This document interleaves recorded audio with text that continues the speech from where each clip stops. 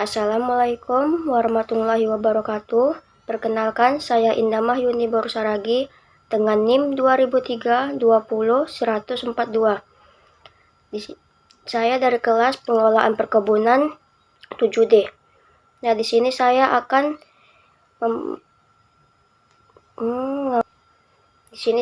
menjelaskan materi tentang budidaya kelapa sawit. Nah, materi yang pertama itu ada biologi kelapa sawit. Daun termuda yang sudah mengembang sempurna secara konvensional dinamakan daun nomor 1. Sedangkan daun yang masih terbungkus, seludang atau pupus daun atau sphere leaf dinamakan daun nomor negatif. Daun yang memiliki nomor sama pasti berada pada fase fisiologis yang sama dari urutan proses inisiasi daun sampai proses layunya daun. Nama Latin kelapa sawit adalah Elaeis cuneus, berasal dari bahasa Yunani kuno, Elai yaitu berarti zaitun. Nama ini diberikan karena buahnya mengandung banyak minyak. Tanaman elegan ini berasal dari daerah tropis basah di Afrika dan masih memiliki kekerabatan dengan kelapa. Kelapa sawit memiliki organ vegetatif berupa daun, batang, akar, organ reproduktif berupa bunga dan buah. Daun kelapa sawit merupakan daun majemuk. Daun menyerupai daun pada tanaman kelapa. Panjang pelepah daun sekitar 6,5 sampai 9 meter, tergantung varietas. Semakin pendek pelepah daun, semakin banyak populasi kelapa sawit yang dapat ditanam persatuan luas sehingga semakin tinggi produktivitasnya. Jumlah anak daun pada setiap pelepah berkisar antara 250 sampai 400 helai. Produksi pelepah daunnya selama 1 tahun dapat mencapai 20 sampai 30 pelepah. Daun terdiri atas bagian-bagian berikut. Yang pertama ada kumpulan anak daun atau leptis yang mempunyai helalan, lamina, dan tulang anak daun. Dan yang kedua itu ada rachis yang merupakan tempat anak daun melekat. Dan yang ketiga ada tangkai daun atau petiole yang merupakan bagian antara daun dan batang. Suludang, dan yang terakhir ada suludang daun atau sheath yang berfungsi sebagai perlindungan dari kuncup, memberi kekuatan pada batang. Daun kelapa sawit dihasilkan dalam urutan-urutan yang teratur menurut deret Fibonacci yang merupakan hasil penjumlahan dari 2 angka sebelumnya. Umumnya, daun kelapa sawit memiliki floktalitas atau susunan daun yang merupakan kelipatan angka 8. Daun termuda yang sudah mengembang sempurna secara konvensional dinamakan daun nomor 1. Sedangkan daun yang masih terbungkus seludung atau pupus daun atau sphere leaf dinamakan daun nomor negatif atau -1, -2, dan seterusnya. Daun yang memiliki nomor sama pasti berada pada fase fisiologis yang sama dari urutan proses inisiasi daun sampai proses layunya daun atau senescensis. Selanjutnya ada batang. Batang kelapa sawit berbentuk silinder dengan diameter sekitar 20 sampai 75 cm. Tinggi batang bertambah sekitar 45 sampai 60 cm per tahun atau tergantung varietas. Umur ekonomis tanaman sangat dipengaruhi oleh pertambahan tinggi batang per tahun. Semakin rendah pertambahan tinggi batang, semakin panjang umur ekonomis tanaman. Batang diselimuti oleh pangkal pelepah. Daun tua sampai kira-kira umur 11 sampai 15 tahun. Setelah itu, bekas pelepah daun mulai rontok. Biasanya mulai dari bagian tengah batang, lalu meluas ke atas dan ke bawah. Batang kelapa sawit tua biasanya sudah tidak ada lagi bekas tangkai pelepah daun tua, kecuali sedikit di bawah tajuknya. Batang sendiri mempunyai 3 fungsi utama, yaitu yang pertama ada sebagai strukturnya yang mendukung daun, bunga, dan buah. Dan yang kedua ada sebagai sistem pembuluh yang mengangkut air dan hara mineral dari akar ke atas, serta hasil fotosintesis dari daun ke bawah. Dan yang ketiga adalah kemungkinan juga berfungsi sebagai organ penimbun zat makanan. Selanjutnya ada akar. Akar sendiri berfungsi untuk menunjang struktur batang di atas tanah, menyerap air dan unsur hara dari dalam tanah, serta sebagai salah satu alat respirasi. Sistem perakaran kelapa sawit merupakan sistem akar serabut terdiri dari akar primer, sekunder, tersier, dan kuartener. Akar primer umumnya berdiameter 6-10 mm, keluar dari pangkal batang dan menyebar secara horizontal dan menghujan ke dalam tanah dengan sudut beragam. Dan kedua ada akar sekunder berdiameter 2-4 mm, dan yang ketiga ada akar tersier berdiameter 0,7 sampai 1,2 mm. Dan yang selanjutnya ada akar kuartener berdiameter 0,1 sampai 0,3 mm. Panjangnya hanya 1 sampai 4 mm dan tidak berlignit atau zat kayu.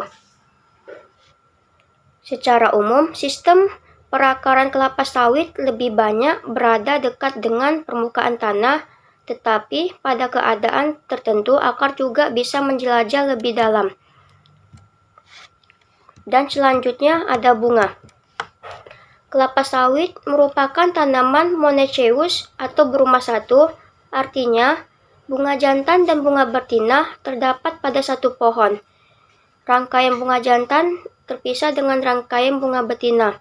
Walaupun demikian, kadang-kadang dijumpai juga bunga jantan dan betina pada satu tandan atau hermafrodit. Umumnya, tanaman kelapa sawit melakukan penyerbukan silang. Bunga muncul dari ketiak daun dan setiap ketiak daun hanya dapat menghasilkan satu implosion atau bunga majemuk. Beberapa bakal implosion biasanya gugur pada fase-fase awal perkembangannya sehingga pada individu tanaman terlihat beberapa ketiak daun tidak menghasilkan inflorescence.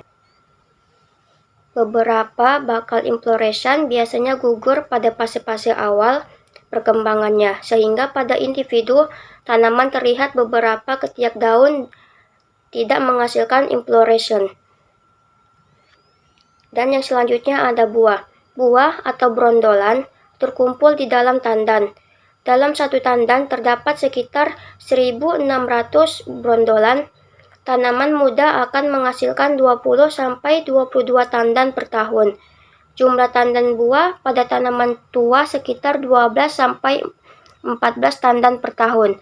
Berat setiap tandan sekitar 25-35 kg.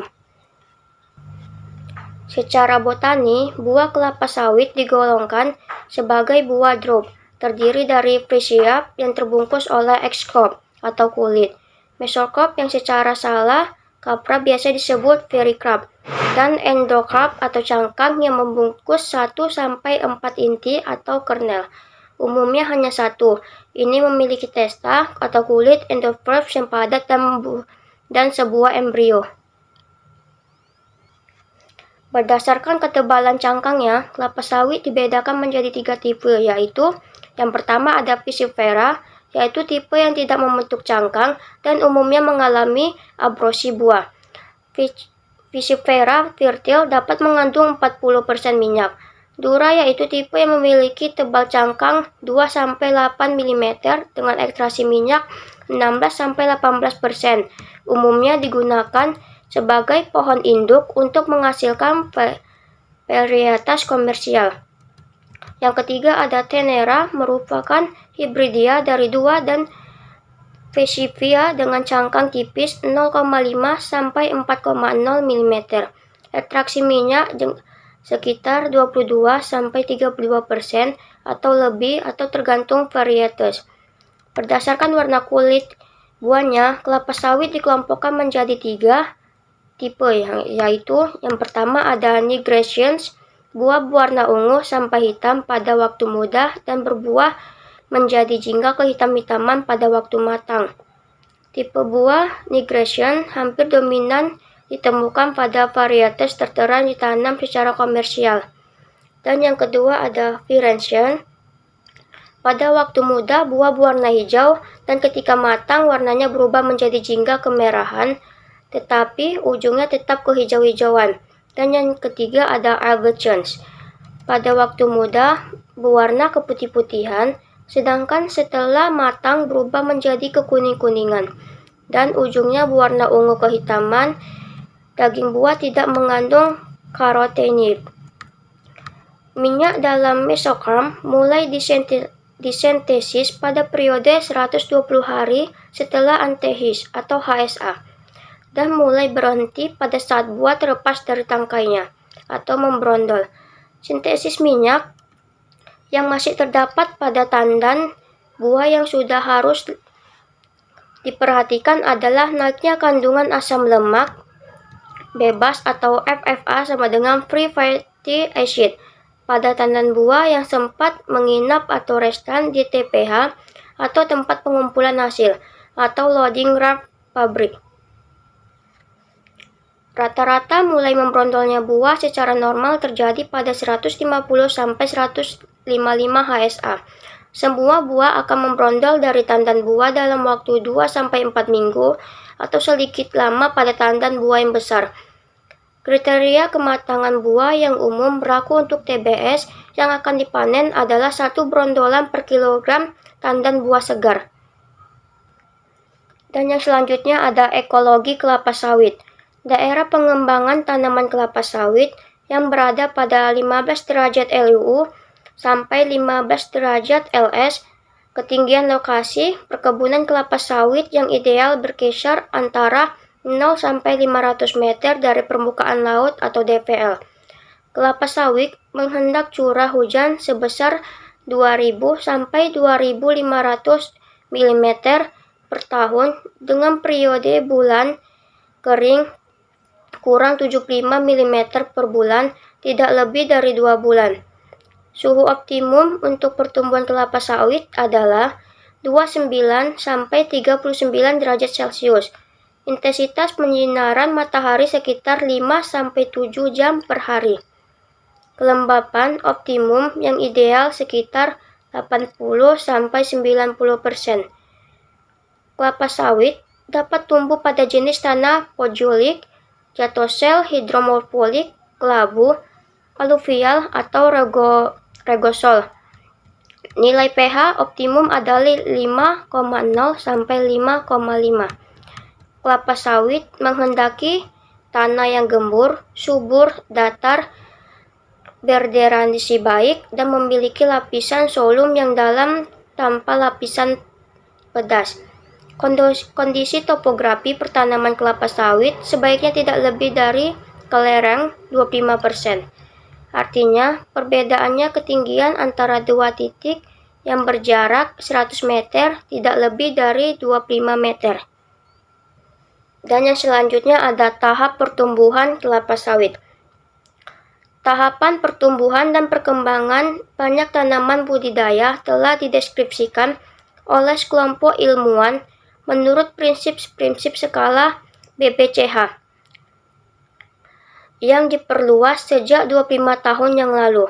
Skala BBCH ini telah dikenal dan menjadi rujukan dalam penelitian, administrasi, serta budidaya, pertanian, dan hortikultura.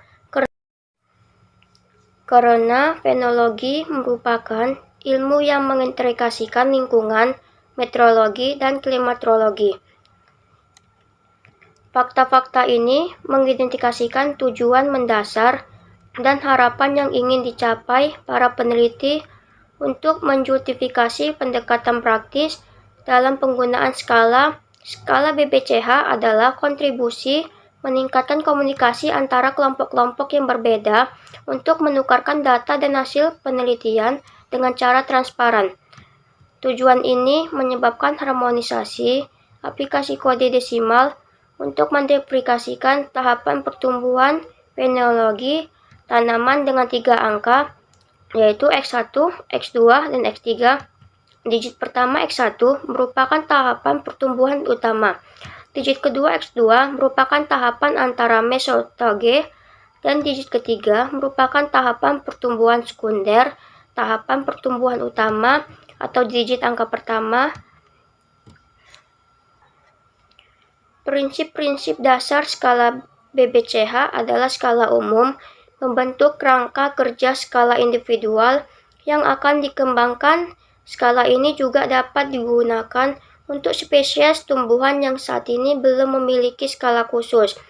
Tahapan fenologi yang sama pada setiap spesies tumbuhan diberikan kode yang sama.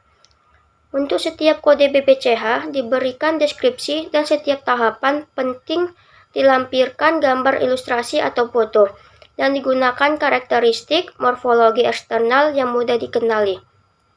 Kecuali dinyatakan secara khusus hanya perkembangan cabang utama yang diperhitungkan dalam pertimbangan.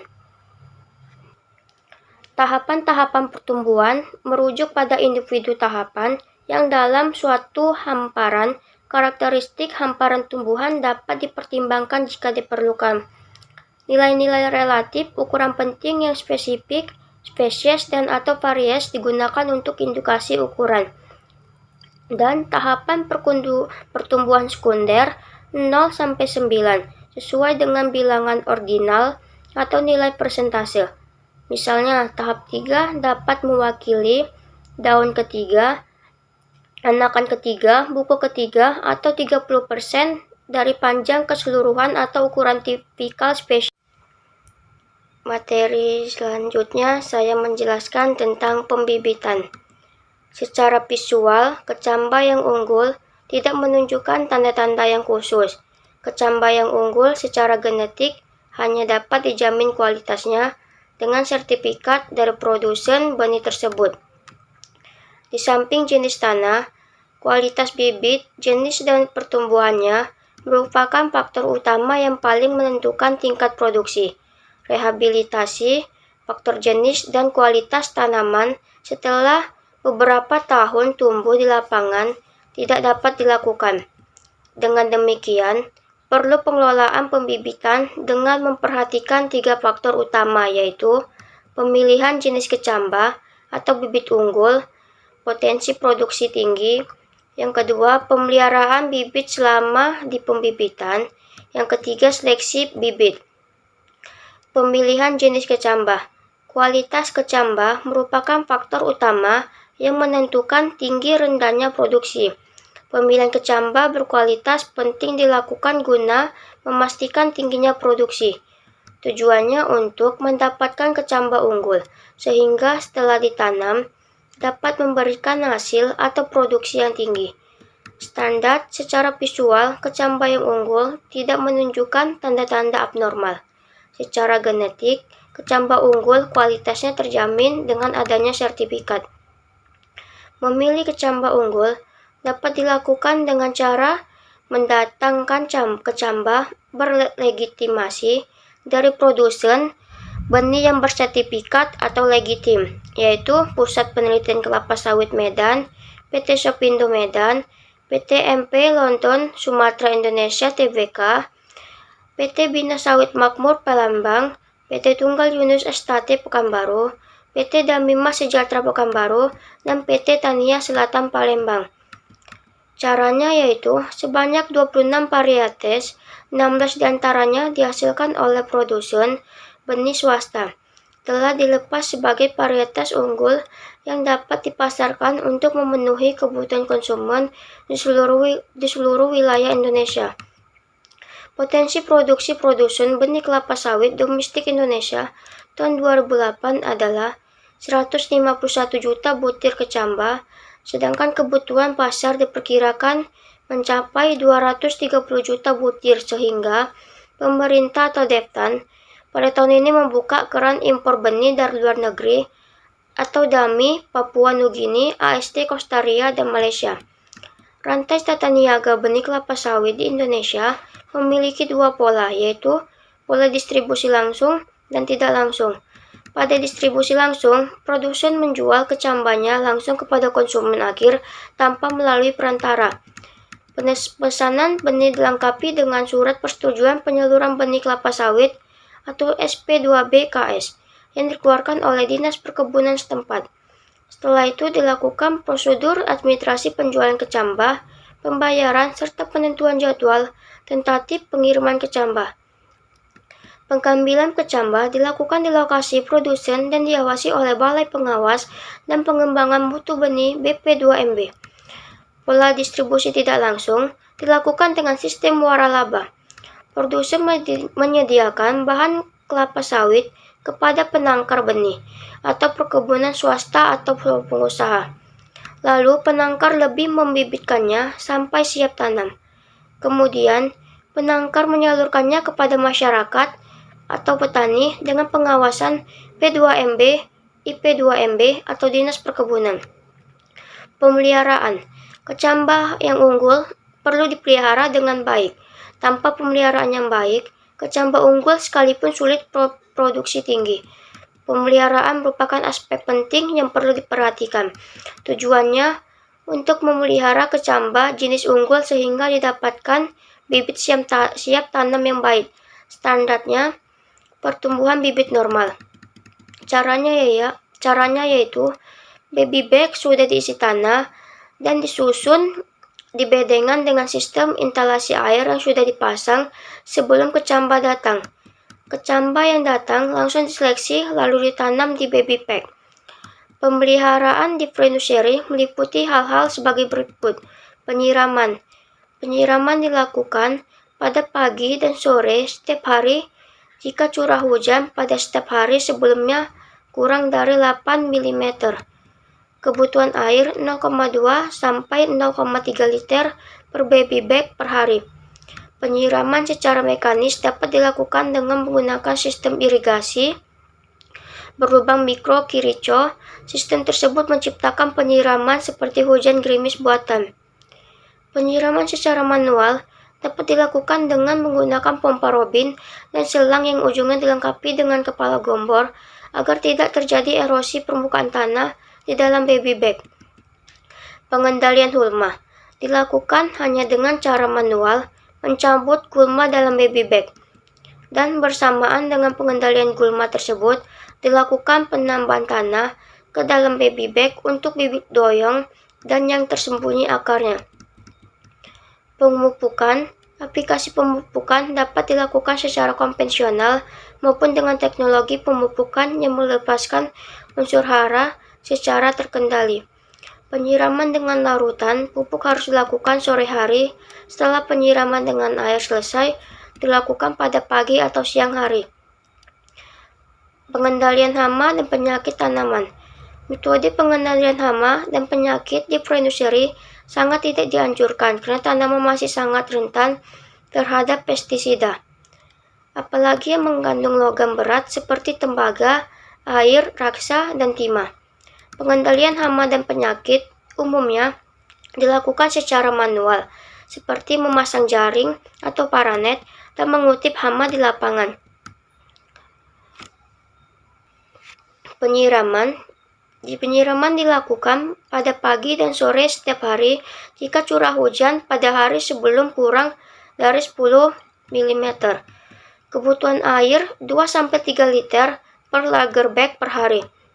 Penyiraman secara mekanis dapat dilakukan dengan menggunakan sistem irigasi seram berlubang mikro Kirchhoff yang menciptakan penyiraman seperti hujan gerimis buatan.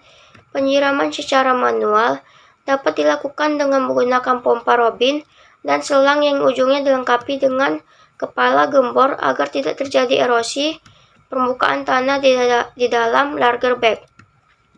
Selanjutnya yaitu pengendalian gulma. Pengendalian gulma dalam lager bag dilakukan dengan cara manual sebulan sekali sampai bibit cukup besar. Konsolidasi bibit atau mendirikan dan menegakkan bibit doyong dilakukan bersamaan dengan pengendalian gulma. Gulma di antara lager bag dapat dikendalikan secara kimia dengan herbisida, glifosat, amifosat 480 AS, dosis 2-2,5 liter per hektar blanket, konsentrasi 0,5%. Nozzle yang digunakan adalah Folijet kuning atau VLV 200. Posisi nozzle harus lebih rendah dari permukaan lager bag.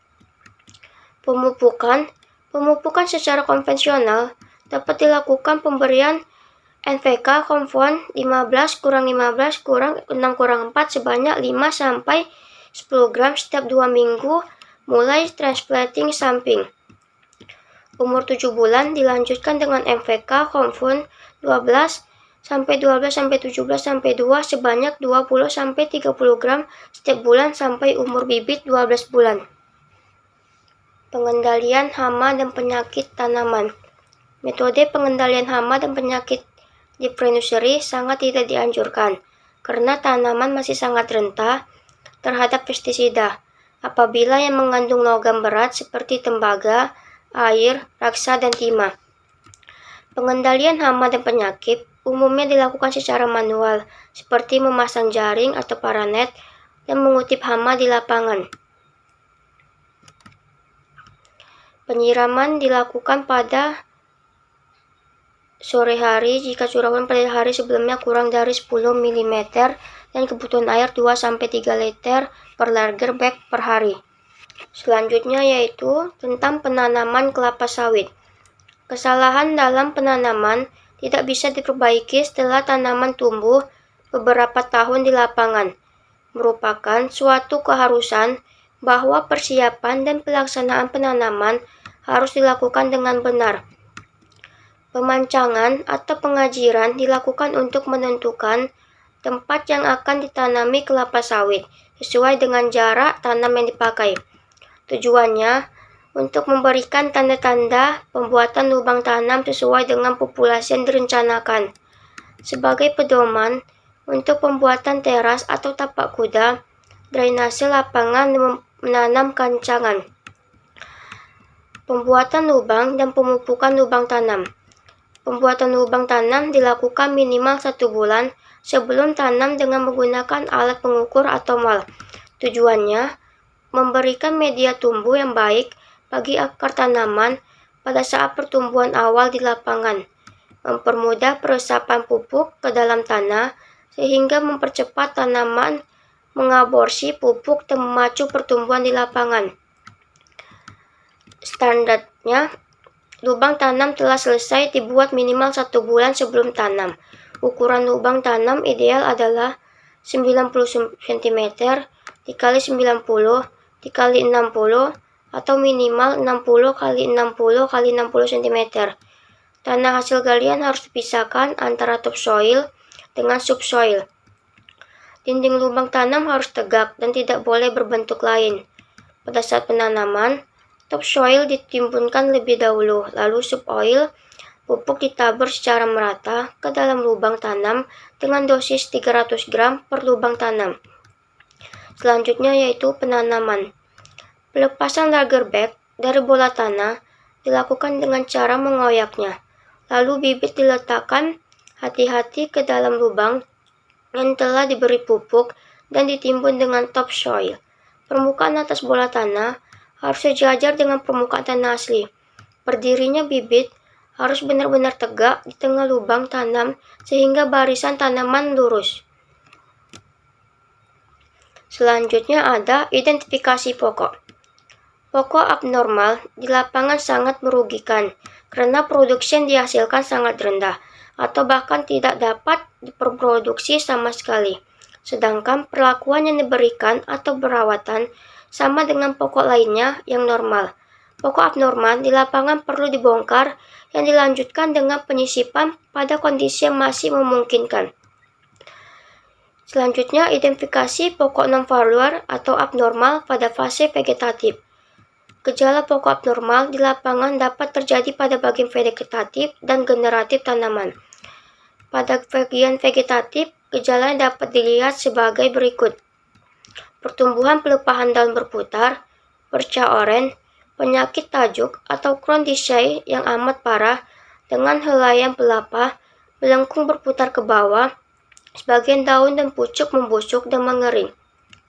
Anak daun pada pelepah sempit memanjang dan susunan anak daun sangat rapi seperti sirip ikan.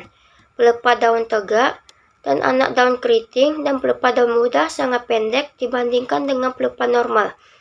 Bertunas atau bercabang, pokok kerdil atau kurus akibat hama atau penyakit, dan pokok raksasa tetapi tidak berbuah.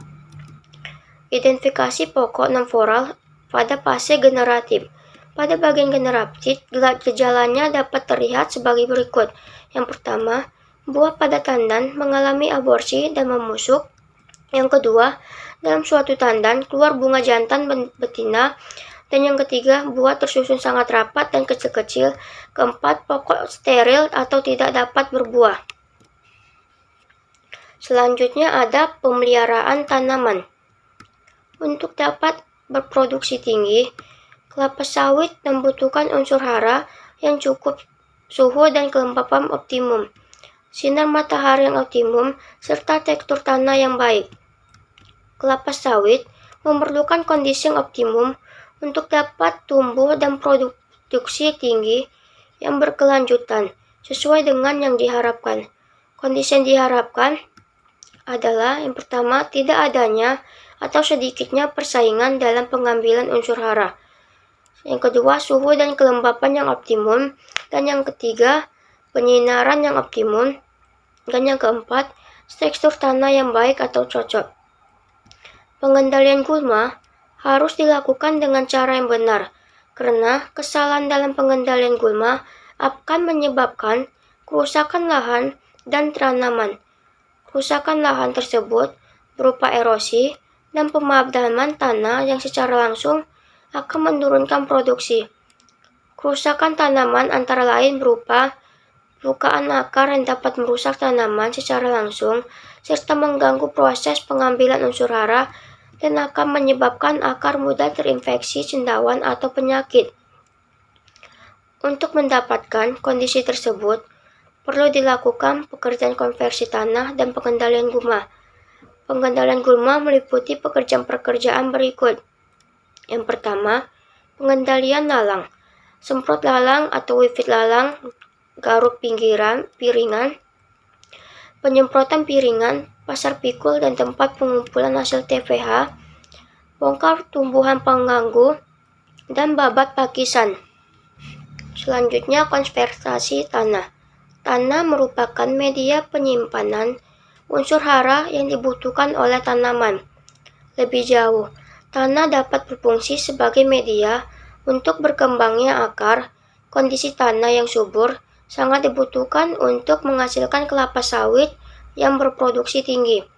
Tujuannya, mempertahankan kesuburan tanah baik secara fisik, kimia, maupun biologi. Standar sarana konservasi tanah dibuat sesuai dengan keadaan tanah, terutama topografi atau kemiringan lahan. Jenis-jenis sarana konservasi tanah.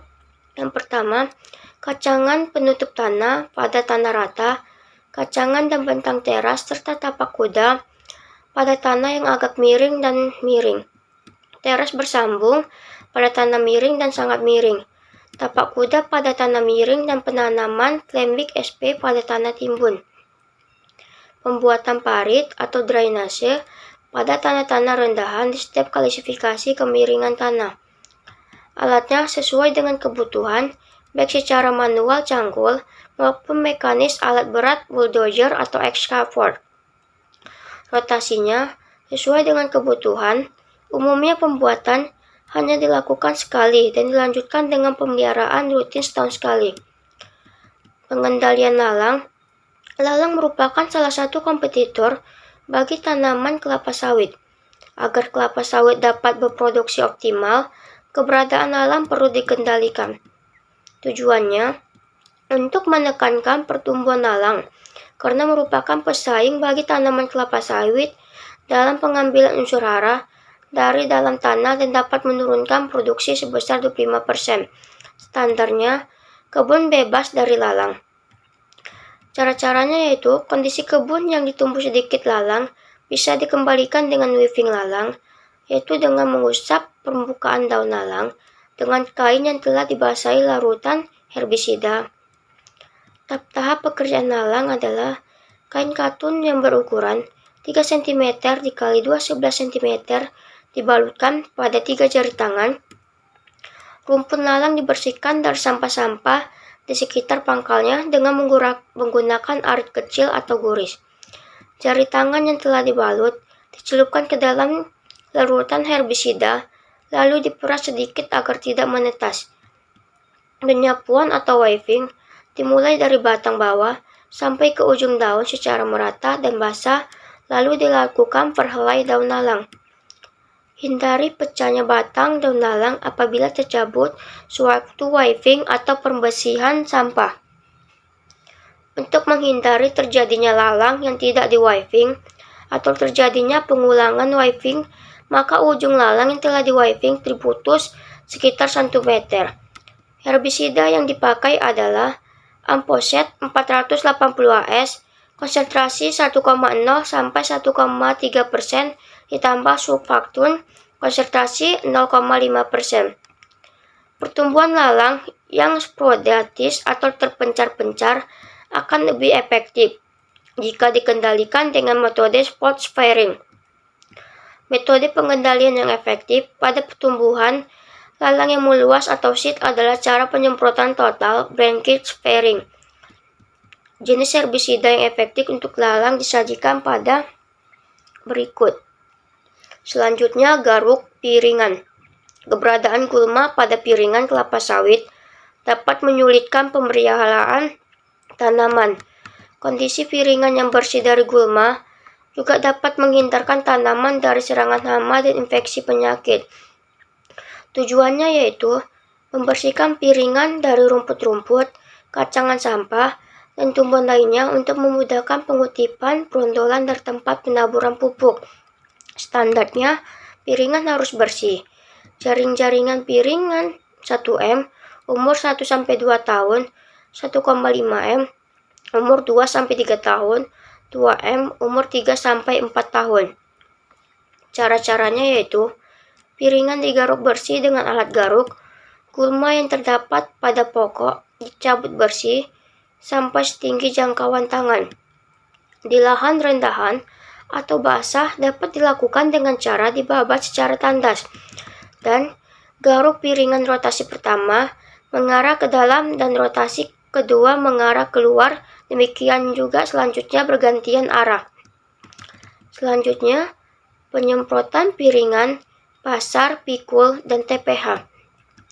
Salah satu upaya untuk mengurangi populasi gulma di perkebunan kelapa sawit yaitu dengan penyemprotan herbisida. Tujuannya, di piringan untuk memudahkan pengutipan brondolan dan tempat penaburan pupuk. Di pasar pikul untuk memudahkan pengeluaran hasil dari dalam kebun ke TPH dan memudahkan kontrol serta pemeliharaan. Pada TPH untuk mengurangi losses akibat brondolan tertinggal di TPH. Standar, piringan pasar, pikul, dan TPH bersih dari gulma. Cara-caranya yaitu semprot piringan, pasar pikul, dan TPH yang didominasi gulma, rumput lalang, dan anak kayu dapat dilakukan setelah tanaman berumur 1,5 tahun dengan menggunakan campuran herbisida Amposet dosis 280-375 cc per H, konsentrasi 1-1,5% dan amiron 12,5 cc per H, konsentrasi 0,05%. Rotasi penyemprotan 3-4 kali setahun. Piringan yang disemprot berjari-jari 2M, lebar besar pikul 1,2 M, dan luas TPH 3M x 4M. Sasaran semprotan adalah pasar tikus, piringan, dan TPH yang dilaksanakan sekaligus. Cara penyemprotan dilakukan dengan berjalan di pasar tikus dan memasuk ke piringan di sebelah kanan atau kiri, serta mengelilingi pokok sesuai tanda panah, lalu keluar ke pasar tikus.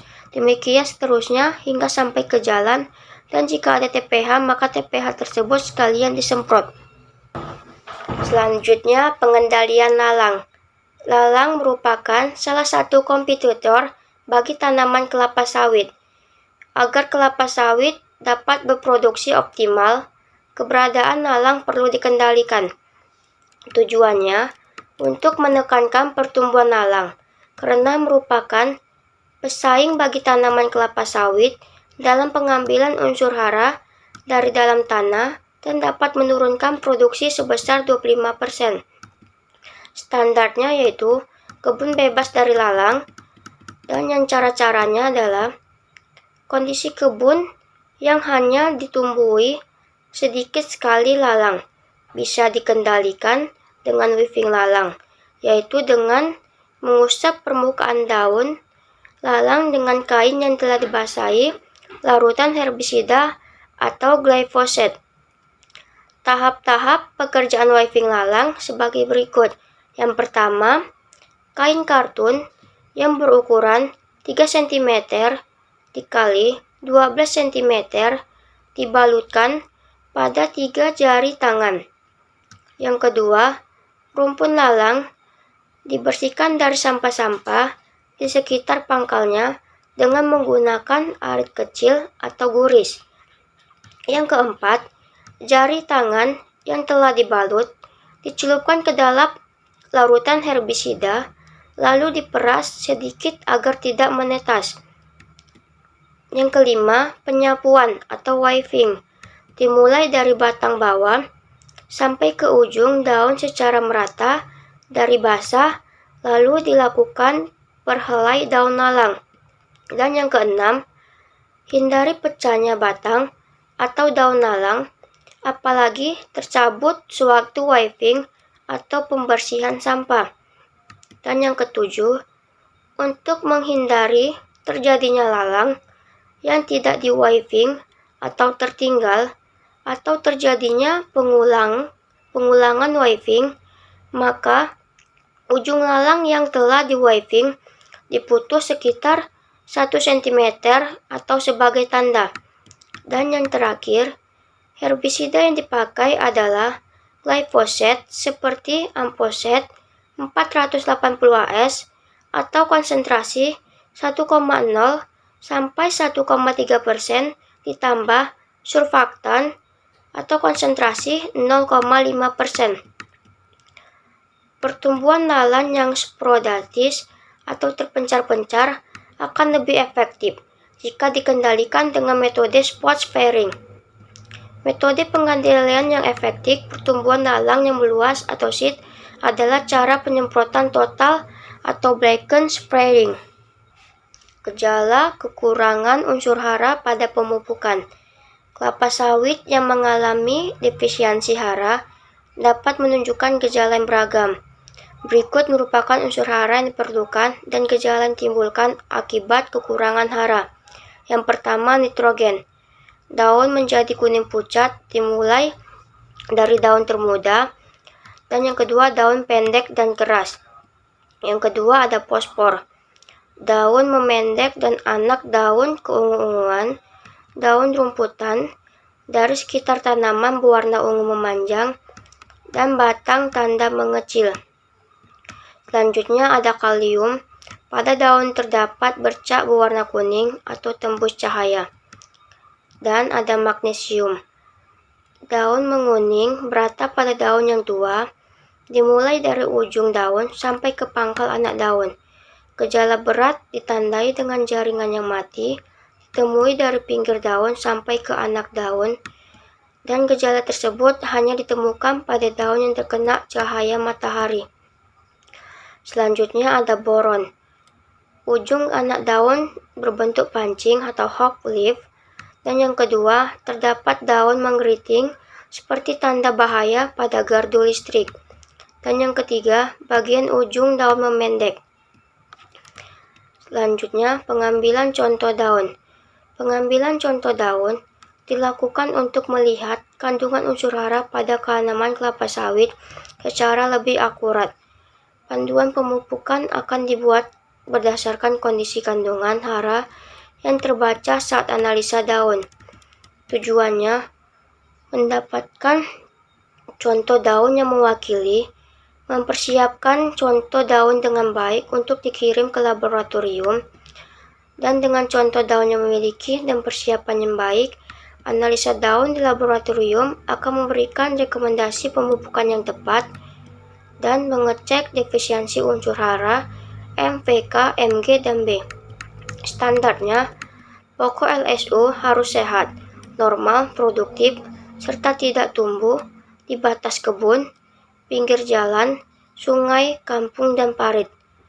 Daun yang diambil adalah daun ke-17. Dan yang ketiga, contoh tunggal digabung menjadi satu contoh atau kelompok.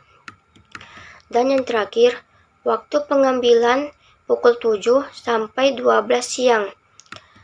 Cara pengambilan contoh daun yang pertama yaitu pilih pokok yang memenuhi syarat, lalu tentukan daun nomor ke-17. Yang kedua, apabila pokok contoh tidak memenuhi syarat, maka mundur atau maju satu pokok dari LSU lama.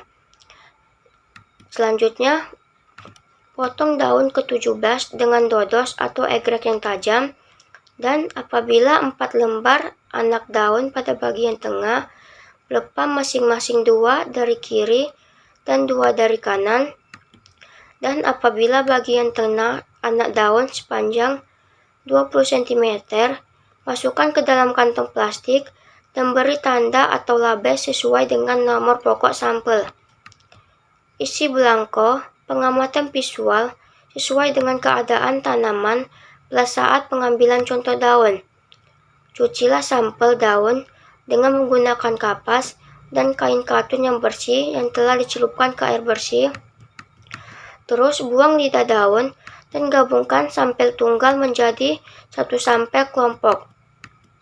Beri label, lalu kirimkan segera ke bagian pengeringan. Keringkan sampel dalam oven dengan suhu 80 derajat Celcius selama 24 jam. Keluarkan sampel dari oven setelah kadar air yang diinginkan sudah tercapai atau daun telah rapuh, dan waktu pengeringan tebar satu sampel untuk satu rak. Beri label sehingga sampel tidak tercampur, dan sampel yang sudah kering dimasukkan ke dalam kantong plastik, lalu diberi label, dan kirimkan sampel ke laboratorium secepat mungkin. Sebelum dikirim, simpanlah sampel di tempat kering. Tujuannya yaitu untuk mencegah tumbuhan berkayu menyaingi tanaman kelapa sawit dalam hal penyerapan air, udara, dan sinar matahari. Dan standar area kebun bebas dari tumbuhan berkayu, baik dari piringan, pasar pikul, maupun di gawangan. Yang ketiga, ada cara-cara dilakukan dengan membongkar tumbuhan berkayu, termasuk anakan liar kelapa sawit atau kentosan sampai akar-akarnya. Selanjutnya ada pembabatan pakisan di gawangan. Pakisan merupakan salah satu gulma yang sering ditemukan di area tanaman kelapa sawit. Pakisan yang berada di gawangan perlu dibuat untuk menciptakan kondisi lingkungan yang optimal bagi pertumbuhan kelapa sawit. Tujuannya yaitu untuk menekankan pertumbuhan pakisan di gawangan agar tanaman kelapa sawit mendapat cahaya matahari yang cukup, dan untuk menciptakan lingkungan yang tidak terlalu lembab sehingga mengurangi serangan hama dan penyakit bagi pokok kelapa sawit. Standarnya, gawangan bersih dari pakisan yang tumbuh tinggi, dan yang dibolehkan tumbuh adalah pakisan non-pakis kawat yang tingginya hanya sampai 50 cm. Cara-caranya yaitu pakisan dibabat secara manual, dan jika memungkinkan dapat dilakukan penyemprotan dengan menggunakan campuran herbisida Amiron 20 cc per H atau konsentrasi 0,025% dan Paraquat 375 cc per H atau konsentrasi 0,2%.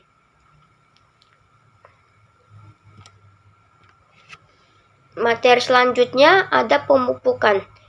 Tanaman kelapa sawit memerlukan unsur hara yang optimum dan seimbang untuk dapat memberikan hasil yang maksimum dan berkelanjutan. Tanah mempunyai kemampuan yang terbatas dalam menyediakan unsur hara yang dibutuhkan kelapa sawit dalam keadaan yang seimbang. Di samping itu, aktivitas produksi kelapa sawit akan menyebabkan hilangnya unsur hara karena terbawa oleh buah yang dipanen. Untuk menjaga supaya unsur hara dalam tanah tetap seimbang dan sesuai dengan kebutuhan tanaman, perlu diadakan pemupukan. Pemupukan merupakan aktivitas produksi kelapa sawit yang membutuhkan biaya tinggi 60% dari keseluruhan biaya pemeliharaan. Apabila pemupukan dilakukan dengan cara yang tidak tepat, dapat mengakibatkan kerugian. Untuk itu, pemupukan harus dilakukan secara efektif dan efisiensi. Unsur hara yang dibutuhkan kelapa sawit. Berdasarkan jumlah yang diperlukan tanaman, unsur hara dibedakan menjadi unsur hara makro dan mikro. Unsur hara makro adalah unsur hara yang dibutuhkan tanaman dalam jumlah yang banyak. Apabila kurang, pertumbuhan tanaman dan produksi akan berkurang. Yang termasuk unsur hara makro adalah N, P, K, Ca, dan Mg. Unsur hara mikro adalah unsur hara yang dibutuhkan tanaman dalam jumlah sedikit. Apabila kurang, sedikit saja pertumbuhan tanaman akan terganggu. Dan apabila kelebihan, sedikit saja tanaman akan keracunan. Unsur hara mikro antara lain adalah B, Cu, dan Zn. Gejala kekurangan unsur hara yaitu nitrogen. Daun menjadi kuning, pucat dimulai dari daun termuda, daun pendek dan keras. Yang kedua, fosfor. Daun memendek dan anak daun keungu-unguan, daun rumputan di sekitar tanaman berwarna ungu memanjang, dan batang tandan mengecil. Dan yang ketiga ada kalium. Pada daun terdapat bercak berwarna kuning atau tembus cahaya. Yang keempat, magnesium. Daun menguning merata pada daun yang tua, dimulai dari ujung daun sampai ke pangkal anak daun. Gejala berat ditandai dengan jaringan yang mati, ditemui dari pinggir daun sampai ke anak daun. Gejala tersebut hanya ditemukan pada daun yang terkena cahaya matahari. Dan yang kelima ada boron. Ujung anak daun berbentuk pancing, dan terdapat daun mengeriting seperti tanda bahaya pada gardu listrik, dan bagian ujung daun memendek. Yang ketiga, pengambilan contoh daun. Tujuannya mendapatkan contoh daun yang mewakili, mempersiapkan contoh daun dengan baik untuk dikirim ke laboratorium. Dengan contoh daun yang mewakili dan persiapan yang baik, analisa daun di laboratorium akan memberikan rekomendasi pemupukan yang tepat, mengecek defisiensi unsur hara, MPK, Mg, dan B. Dan yang kedua ada standar. Pokok LSU harus sehat, normal, serta tidak tumbuh di batas kebun, pinggir jalan sungai, kampung, dan parit. Daun yang diambil adalah daun ke-17. Contoh tunggal digabung menjadi satu contoh atau kelompok. Waktu pengambilan yaitu pukul 7 sampai 12 siang. Selanjutnya yaitu pemupukan.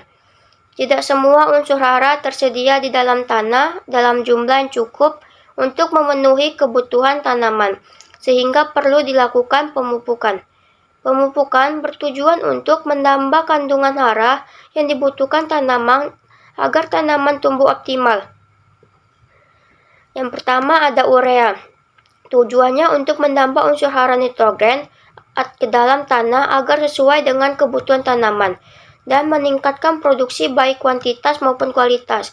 Dosisnya itu TBM 1:0,5 sampai 0,7 kg per pokok 2 kali rotasi. Yang kedua TBM 2:0,7 sampai 0,85 kg per pokok 2 kali rotasi. Yang kedua ada fosfor. Tujuannya untuk menambah unsur hara fosfor ke dalam tanah agar sesuai dengan kebutuhan tanaman dan meningkatkan produksi baik kualitas maupun kuantitas. Selanjutnya ada kalium. Tujuannya yaitu untuk menambah unsur hara kalium ke dalam tanah agar sesuai dengan kebutuhan tanaman. Dan selanjutnya meningkatkan produksi baik kuantitas maupun kualitas. Yang keempat ada magnesium. Tujuannya untuk menambah unsur hara magnesium ke dalam tanah agar sesuai dengan kebutuhan tanaman dan meningkatkan produksi baik kualitas maupun kuantitas. Yang kelima ada boron. Untuk menambah unsur hara boron ke dalam tanah agar sesuai dengan kebutuhan tanaman dan meningkatkan produksi baik kuantitas maupun kualitas. Selanjutnya ada hama dan penyakit. Hama adalah setiap jenis serangga dan hewan lainnya yang merusak tanaman. Penyakit adalah setiap mikroorganisme atau cendawan, bakteri, virus yang merusak tanaman. Serangan hama dan penyakit tersebut selain dapat menyebabkan produksi menurun juga dapat menyebabkan kematian tanaman. Untuk menghindari resiko yang berat, perlu dilakukan pengendalian hama atau penyakit secara efektif dan efisiensi. Tujuannya yaitu untuk mengetahui secara dini adanya hama atau penyakit pada tanaman kelapa sawit dan mengetahui perkembangan populasi hama atau penyakit dan tingkat serangannya, mengetahui jenis atau hama penyakit yang menyerang tanaman, dan sebagai dasar penentuan strategi pengendalian. Caranya yaitu gelombang trailing dilakukan pada titik sensus dan 6 pokok sensus secara bergantian tiap bulan. Hal yang diamati adalah ada atau tidak adanya tanda serangan hama atau penyakit pada pokok yang diamati. Penghitungan jumlah ulat dilakukan pada daun ke-17 atau ke-25 dari pokok yang diamati. Pengendaliannya dilakukan apabila lebih dari 5% pohon yang diserang, dilakukan dengan cara penggumpanan atau racun. Umpan atau racun diletakkan di pinggiran atau di ketiak pelepah atau pada tandan. Setelah 3 hari sejak penggumpanan, dilakukan pengamatan jumlah umpan yang dimakan. Apabila umpan racun yang dimakan lebih dari 20%, maka umpan perlu ditambah. Apabila umpan racun yang dimakan kurang dari 20%, maka umpan tidak perlu ditambah. Salah 1 bulan sejak pemberian umpan perlu dilakukan observasi lagi. Dan apabila ditemukan serangan berat, perlu dilakukan pemberian umpan lagi. Kumbang tanduk. Tujuannya yaitu untuk mengendalikan populasi kumbang tanduk agar tetap berada di bawah ambang ekonomi tanpa merusak lingkungan. Memang biasa. Selanjutnya ada perawatan parit. Tanaman kelapa sawit memerlukan kondisi air tanah yang baik atau cocok agar dapat tumbuh subur dan berproduksi tinggi. Untuk menghindari kelebihan air, maka pada tanah gambut dan daerah rendahan dibuat parit atau saluran drainase, agar parit yang sudah dibuat dapat berfungsi dengan baik dan atau diperlukan perawatan parit. Tujuannya, parit dapat mengalirkan kelebihan air dari blok atau kebun keluar kebun dengan lancar. Dengan demikian, kadar air tanah stabil antara 20-25% dengan keadaan kedalaman aras air atau water table optimal 60 cm. Selanjutnya yaitu panen atau potong buah. Sasaran usaha perkebunan kelapa sawit adalah hasil tandan buah segar atau TBS yang tinggi dengan rendaman CPO dan inti yang tinggi serta asam lemak bebas atau ALB yang memenuhi standar pasaran dunia kurang lebih 3%. Total produksi TBS per hektar per tahun dipengaruhi oleh berbagai faktor, baik yang berpengaruh langsung atau pelaksanaan panen, tunasan dan transportasi, maupun berpengaruh tidak langsung atau penyiangan, pemupukan, konservasi tanah, dan pengendalian hama penyakit. Untuk mendapatkan TBS dengan rendaman yang tinggi, perlu pelaksanaan panen yang baik dan sesuai standar matang panen, serta pelaksanaan transportasi yang baik atau tidak ada restan. Kandungan asam lemak yang rendah, kurang 3%, akan didapatkan dengan melakukan panen sesuai dengan standar matang panen dan pengangkutan yang lancar segera setelah buah dipanen. Jalan adalah prasarana yang mutlak, ada dan membutuhkan biaya investasi cukup tinggi. Kerusakan jalan akan memperlambat pengangkutan TBS ke pabrik dan pupuk dari gudang ke lapangan. Tujuannya, pemotongan dan pengutipan TBS pada tingkat kematangan yang sesuai sehingga mendapatkan kandungan minyak yang diharapkan dapat membuat kerusakan pada tanaman. Standarnya yaitu kriteria matang panen adalah 1 brondolan yang jatuh secara alami per kilogram TBS atau mengacu pada berat TBS sensus di awal semester. Semua buah yang sudah matang panen harus dipanen. Caranya yaitu potong TBS yang sudah memenuhi standar dengan menggunakan alat yang tepat atau dodos untuk pokok rendah, egrek untuk potong tinggi. Pelepah yang dipotong waktu panen susun rapi di gawangan mati. Brontolan dikutip bersih termasuk di pelepah karena brontolan mempunyai minyak kurang 40%. Alat-alatnya yaitu ada dodos, egrek, kampak untuk memotong gagang panjang, angkong, gancu. Rotasinya 7 hari sekali kembali ke seksi potong buah yang sama. Produktivitas hasil TBS. Produktivitas hasil panen TBS AH per tahun ditentukan oleh keaslian sumber genetik tanaman yang digunakan. Produktivitas hasil panen TBS atau tahun jenis bibit yang sama akan berbeda-beda pada kondisi kelas sesuai lahan yang berbeda. Produktivitas hasil sangat ditentukan oleh umur tanaman. Produktivitas hasil ditentukan oleh efektivitas tenaga kerja, output atau potong buah per hari kerja, pusingan potong buah, kematangan buah, proses panen, dan jumlah tenaga potong buah yang tersedia. Tunas pokok. Tujuannya adalah untuk menghindari kehilangan brontolan yang tersangkut di pelepah, mengurangi kelembapan untuk mencegah berkembangnya penyakit. Standarnya songgo 2 atau lebih dari 48 pelepah per pokok. Transportasi. Hasil panen perlu segera dikirim ke pabrik secepat mungkin untuk menjaga agar kualitasnya tidak menurun. Mempersiapkan alat transportasi yang dapat berfungsi dengan baik merupakan hal yang penting untuk dilakukan. Tujuannya yaitu untuk mengangkat TBS dan brontolan dari TPH ke pabrik sesegera mungkin agar asam lemak bebas atau ALB minyak tidak lebih dari 3% dan mendapat rendaman minyak kelapa sawit setinggi mungkin. Standar. TBS yang diangkut memenuhi standar matang panen, brontolan harus diangkut semuanya. Cara-caranya, TBS yang diangkut adalah TBS yang berada di TPH dan sudah diterima oleh krani buah. Parkirlah truk atau traktor di pinggir jalan dekat TPH, jangan sampai masuk ke dalam parit. Seluruh buah yang sudah diantrikan di TPH harus terangkut hari itu juga ke PK. Selanjutnya ada pemeliharaan jalan. Kondisi jalan yang baik dan terawat dapat membantu kelancaran proses pengangkutan hasil panen tepat waktu. Dengan demikian diharapkan kualitas rendaman yang dihasilkan tinggi. Tujuannya, memelihara jalan, drainase, dan struktur jalan dari segala kotoran dan rumput yang tumbuh agar pengangkutan TBS dari kebun ke pabrik selalu lancar. Standarnya, pemupukan jalan padat dengan bentuk punggung kerbau atau batok mengkurup sehingga air hujan tidak mengenang di badan jalan dan tidak ada bahan organik di badan jalan. Alatnya sesuai dengan kebutuhan dari cara manual dengan cangkul sampai cara mekanisme dengan rod girder.